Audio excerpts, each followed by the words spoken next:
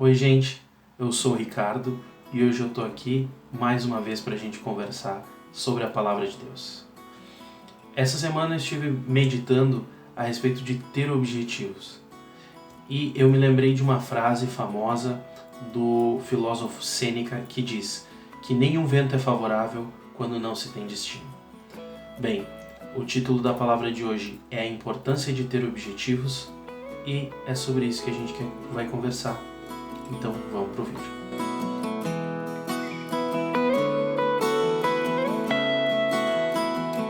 Bem, meditando a respeito disso, eu fui procurar na palavra o que a palavra fala. Eu encontrei um conselho muito bom a respeito disso, do apóstolo Paulo, que ele fala para os coríntios e ele fala dele mesmo, a maneira como ele vê essa questão de ter objetivos e como ele se comporta em relação a isso.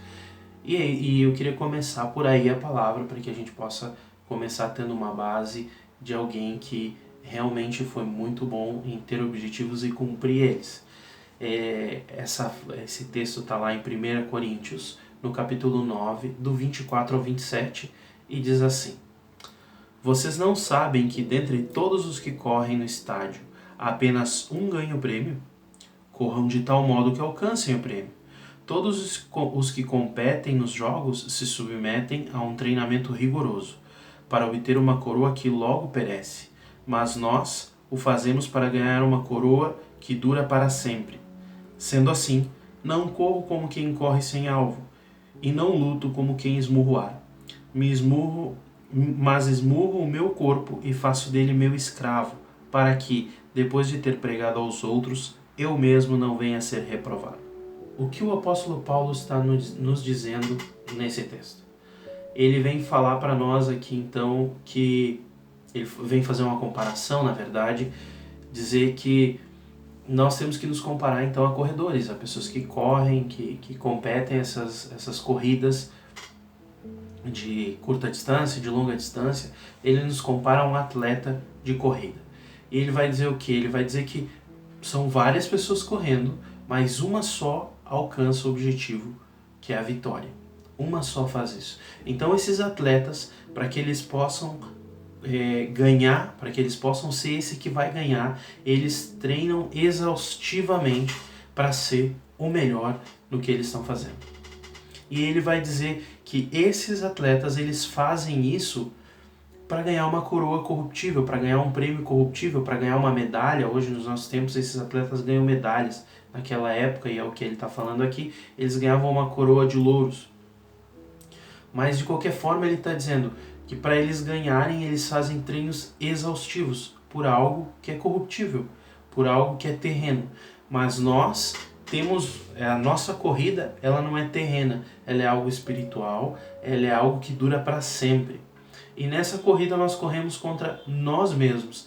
Então o Paulo vai dizer, eu então tomei a decisão de não correr sem meta, não correr sem objetivo.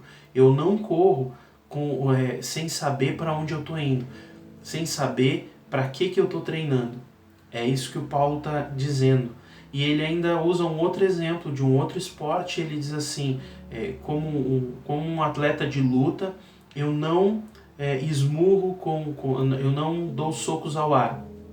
O que ele quer dizer? Ele diz que cada soco dele, que cada golpe que ele vai desferir, vai ser um golpe com um objetivo para acertar no alvo, para ser bem sucedido nisso.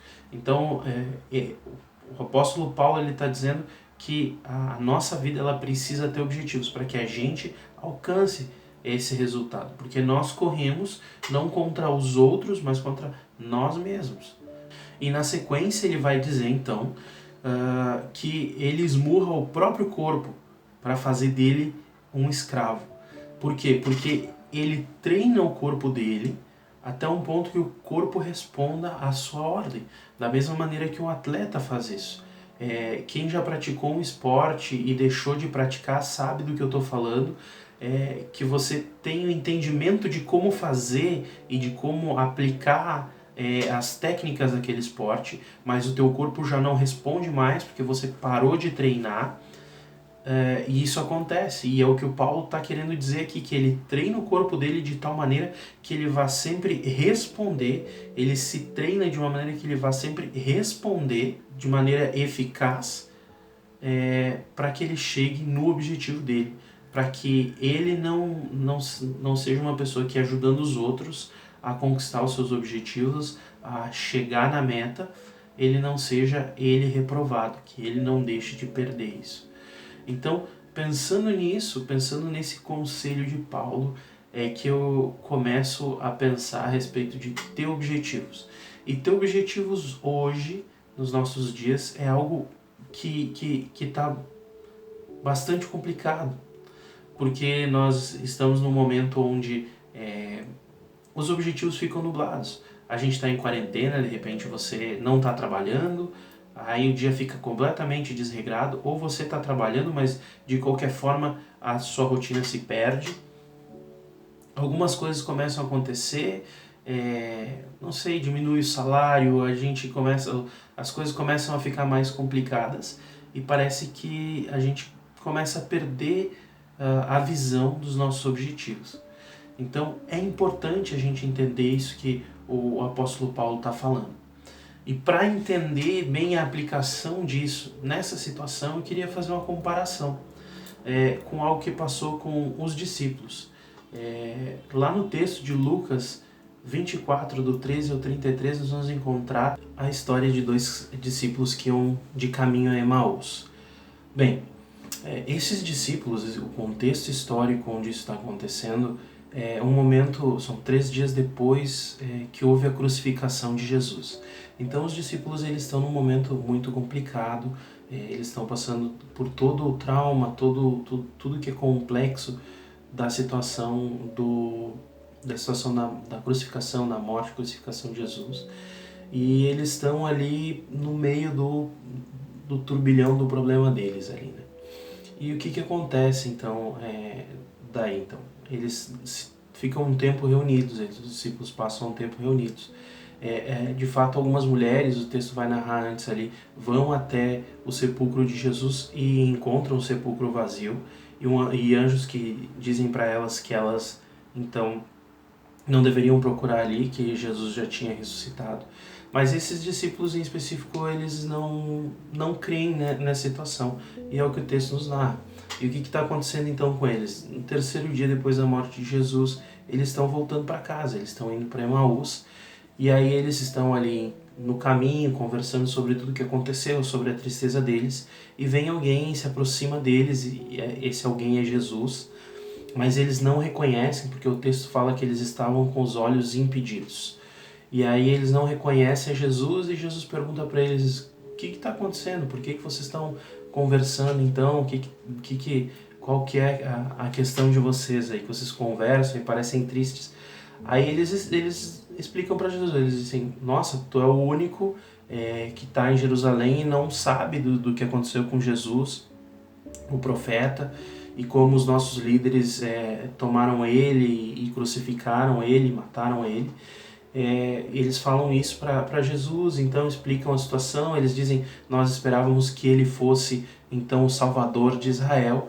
E aí Jesus começa a conversar com eles, indo a caminho a Emaús, eles de fato vão até a cidade, e eles vão caminhando juntos, e a palavra diz que Jesus então repreende eles e começa a explicar desde o começo da palavra, desde o começo dos arquivos históricos sobre Deus, sobre a escolha do povo, até o momento, tudo que fala sobre o Messias e como era necessário que isso acontecesse com o Messias e todas essas coisas.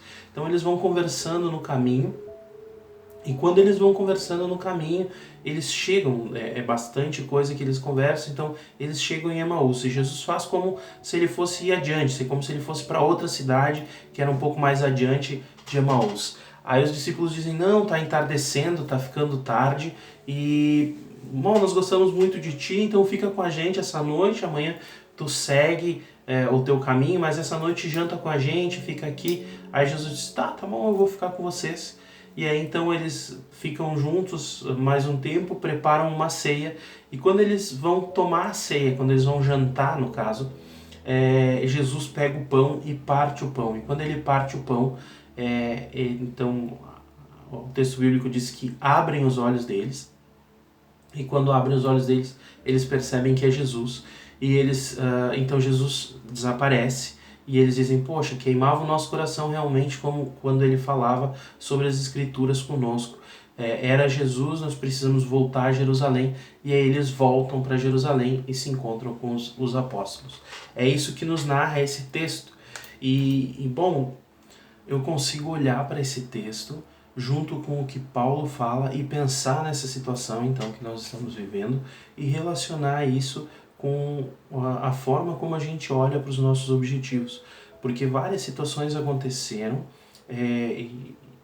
com eles para que eles olhassem para os objetivos deles e vissem eles nublados. Então, da mesma forma como conosco acontece agora. Então, eu consigo ver uma relação de por que eles enxergam então os objetivos deles nublados e por que hoje então talvez nós estivéssemos na mesma situação. Bom, a primeira situação, a primeira coisa que me chama a atenção aqui é de fato que o texto vai dizer que eles estavam com os olhos impedidos. E quando a gente lê o texto, e principalmente quando a gente lê assim, a gente está lendo corrida a Bíblia, a gente está lendo assim, a gente quer ler toda a Bíblia e a gente lê as passagens sem se aprofundar demais na passagem.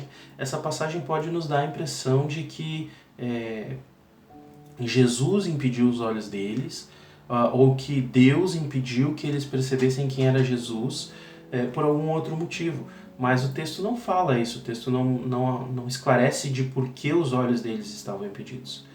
O texto simplesmente diz que os olhos deles estavam impedidos de reconhecer Jesus. E eu consigo olhar e ver que os olhos deles estavam impedidos simplesmente porque tinha alguma coisa acontecendo que impedia eles de enxergar isso. Vamos ser bem objetivos aqui e entender que se você perdeu alguém, se faleceu alguém que era próximo a você, e você estiver caminhando na rua e você encontrar uma pessoa idêntica àquela pessoa, você não vai correr para abraçar ela. Você vai a primeira coisa que vai passar na sua cabeça é que essa é uma pessoa parecida, que essa é uma pessoa muito parecida, talvez te traga muitas lembranças, mas você não vai reagir como se essa realmente fosse a pessoa, porque a gente não concebe isso. E algo muito parecido estava acontecendo com os discípulos ali. Eles estavam com os olhos impedidos e tinham várias situações que estavam levando eles a estarem com os olhos impedidos. E que também podem nos levar a estarmos com os olhos impedidos. E isso tem a ver com o fato dos objetivos, no sentido de que Jesus já tinha dito para eles que era necessário que ele morresse. Jesus disse, eu vim, eu ensinei vocês, e agora eu vou para o Pai, o Espírito Santo vai ficar com vocês, para que o meu poder esteja em vocês e que vocês continuem esse trabalho.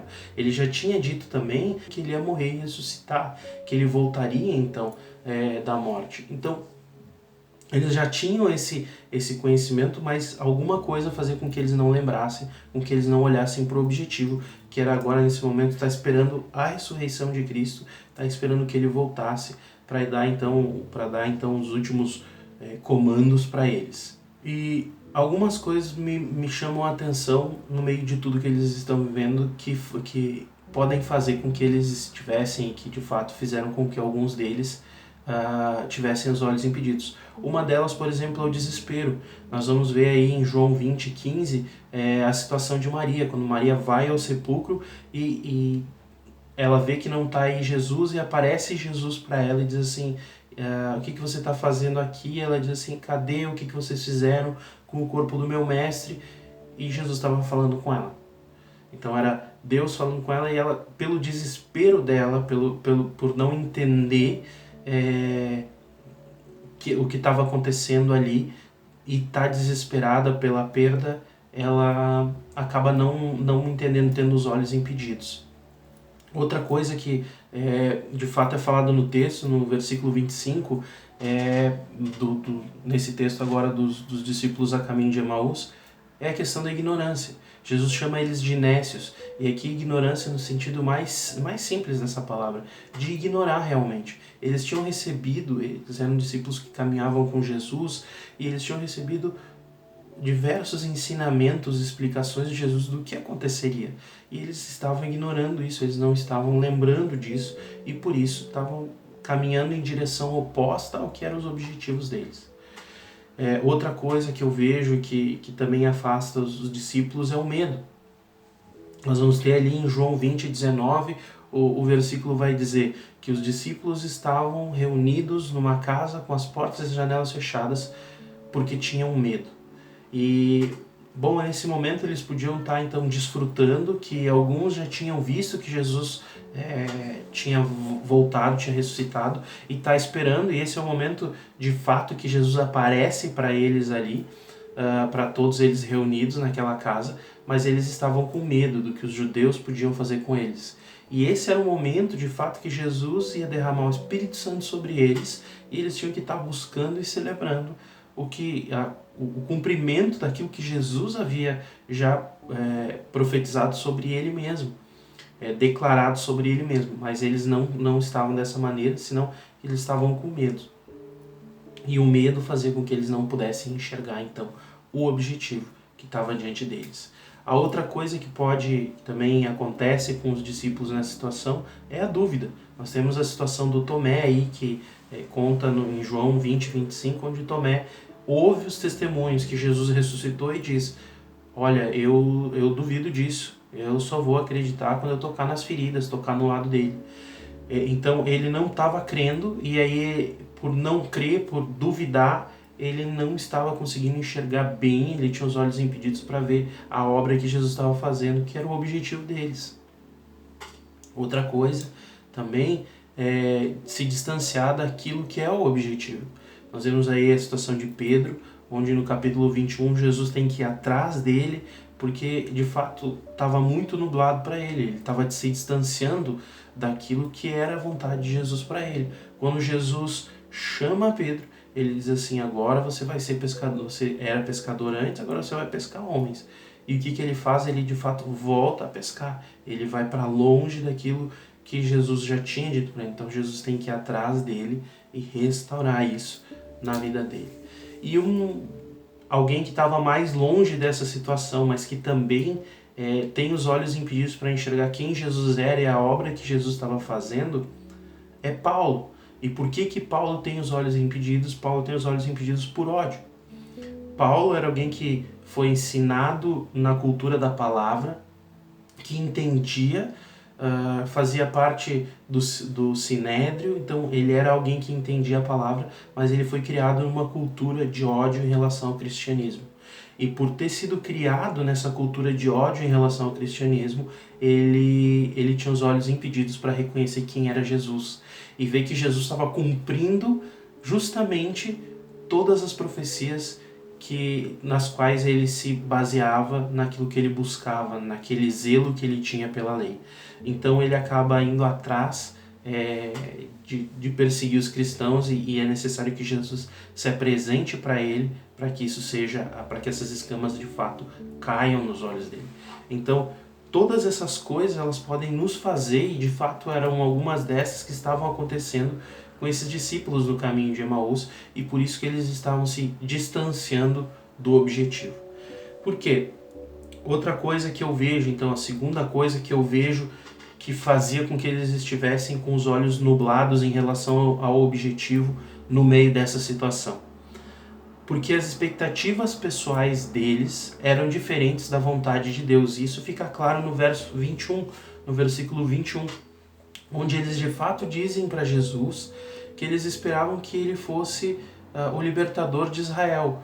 E Jesus de fato era o libertador de Israel, e ainda é. Ele é o Messias prometido, mas a expectativa dos judeus e de boa parte dos discípulos, até o momento que eles não entendiam o que estava acontecendo, era que Jesus fosse o libertador político, que Jesus viesse, tomasse o governo de Israel, que ele viesse e recriasse o reino de Israel e tirasse o Israel debaixo do jugo dos povos que dominavam Israel, que nesse momento era Roma, eram os romanos. E eles esperavam isso, eles esperavam um libertador político.